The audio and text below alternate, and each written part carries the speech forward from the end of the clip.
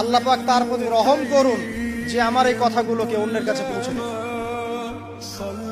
নবীজির ভাষণ। এরপর নবীজি বলছেন, জেনে রাখো নিশ্চয়ই তোমাদের পরস্পরের, মুসলিমদের পরস্পরের সম্পদ, পরস্পরের রক্ত, পরস্পরের এই যে জান মাল ইজ্জত, এগুলো একে অপরের জন্য হারাম।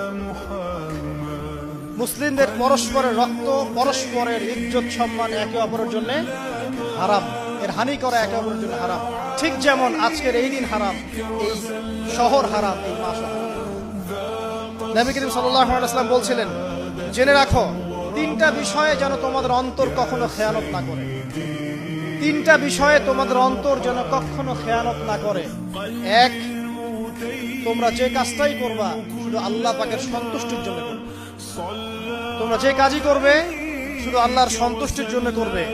তোমাদের শাসক বর্গের কল্যাণ কামনা করবে।